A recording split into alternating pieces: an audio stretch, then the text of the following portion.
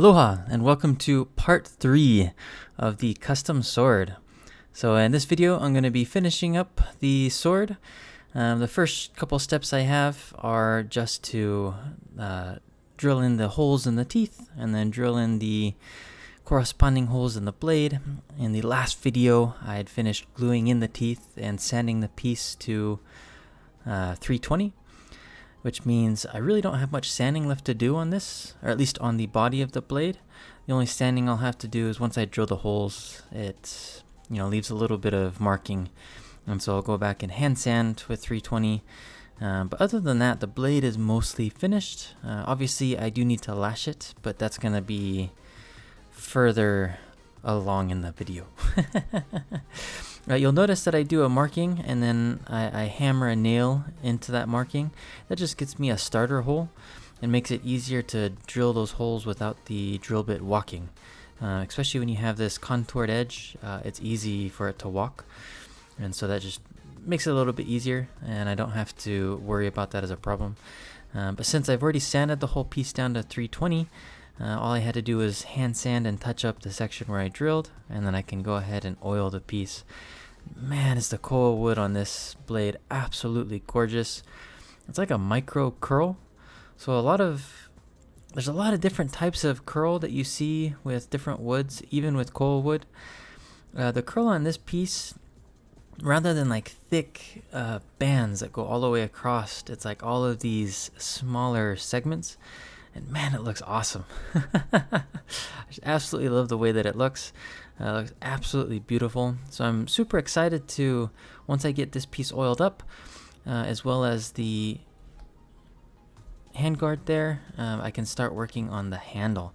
So I won't lash this until the oil dries. So it'll be another day or two before I go ahead and lash it. But for now, I at least can start working on getting the handle ready. You can see kind of that finished oiled piece. Looks really beautiful. Can't wait to finish tying in the lashing and get everything tied together.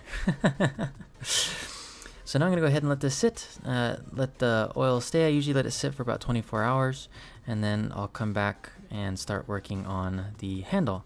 Now the handle material I had already cut out, was already gluing.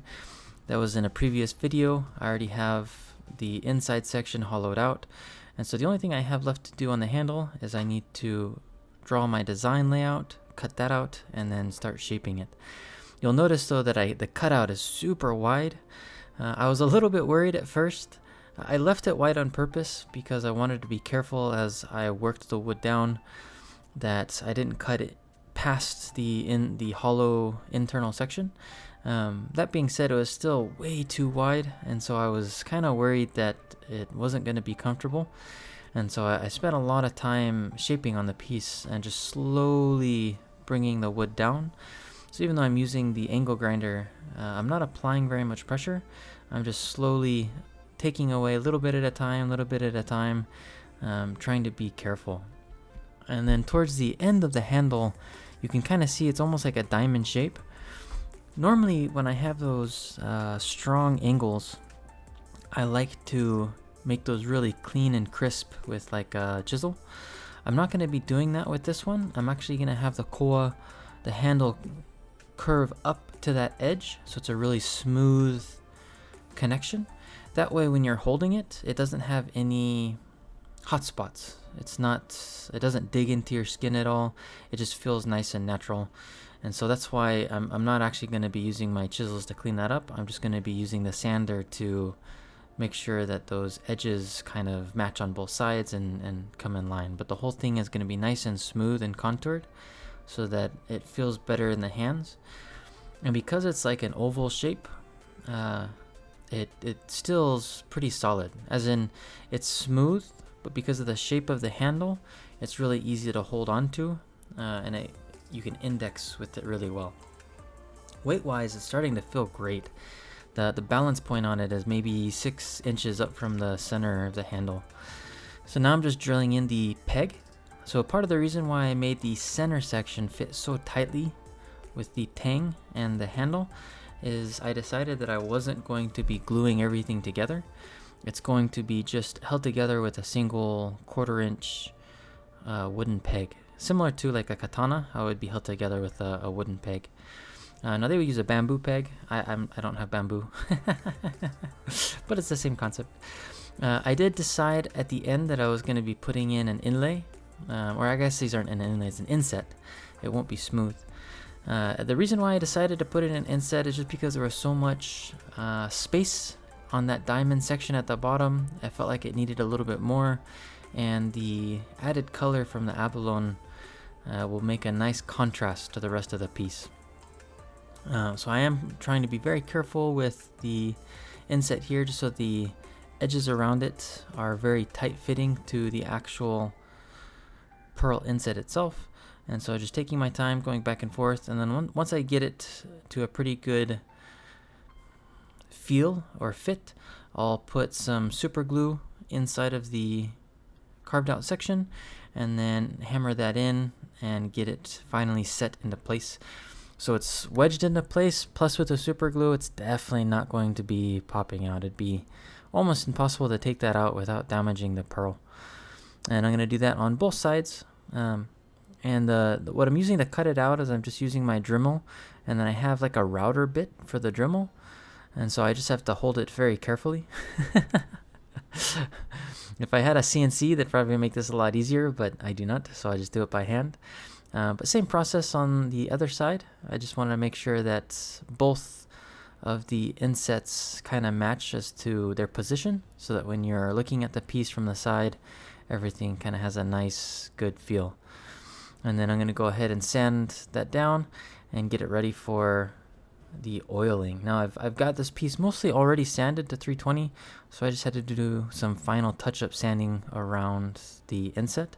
And then I'm just making sure that the peg here fits good, everything there is clean, and I can go ahead and oil.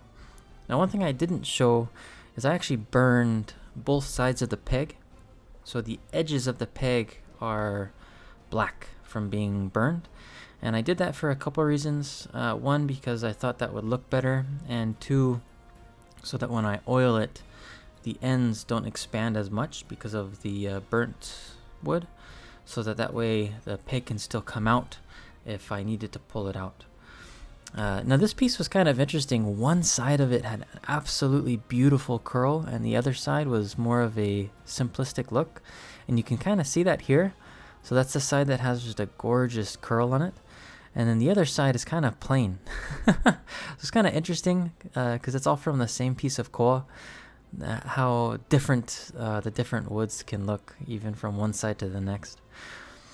So now that I have the handle oiled and getting that, waiting for that to dry, I can go ahead and lash up the teeth. I'm just doing a basic lashing pattern on the teeth. It'll make a triangle pattern. You'll see more what that looks like when it gets towards the end of the piece, when I go to finish it. But I'm almost done, so the last couple steps are really just going to be finishing up this lashing here, and then putting some final coats on the piece, and then putting everything together. So I'm super excited, because I finally get to put everything together and see how it's going to look. So I've been loosely putting things together up to this point, but this is kind of the final steps. So what's really cool is it does actually come apart then. So you could take the whole thing apart. Now there's really no need to take it apart, so I don't imagine it's going to be taken apart, but it could be just like a traditional katana, even though this piece, isn't a katana. One thing you can't really see at the very bottom of the diamond, I actually flattened that off, and I did that on purpose so that when I slam the handle into place, I don't damage the diamond. It gives it a nice shelf there that I can kind of bang against. So here is the finished piece. Man, did this piece turn out absolutely gorgeous. I love the way the different pieces of koa wood contrast with one another. The handle feels really good in the hand. The weight is almost perfectly balanced with regards to it's balanced about 6 inches up past the handle, which for a sword is when I was researching what it looked like is pretty normal. It's kind of like a hand and a half sword. It feels good in one hand, but there's enough room that you could use 2 hands. I won't be testing with this piece just because I don't want to damage the wood. This is a custom piece for a client, and so I just wanted to be a little bit more careful with it. So this is definitely more of a showpiece, less of a traditional functional piece, but it's a thick piece of wood, so if you were to whack someone with it, it'd probably hurt. It looks absolutely gorgeous. I am totally pleased with how this turned out. Well, if you liked the video, please go ahead, leave a like and subscribe. If you watched all 3 of the parts, mahalo plenty for everyone that went through that. If you're enjoying my videos, I greatly appreciate it if you leave me a comment below. I always like getting new ideas. Some of them I do make. It kind of just depends on what piece I'm making and how much time I have. But this piece was a ton of fun, and I've got some awesome pieces coming down the line. So if you enjoy watching it, go ahead and leave me a like and subscribe, and I will see you on the next video. Mahalo nui. See you next time. Aloha.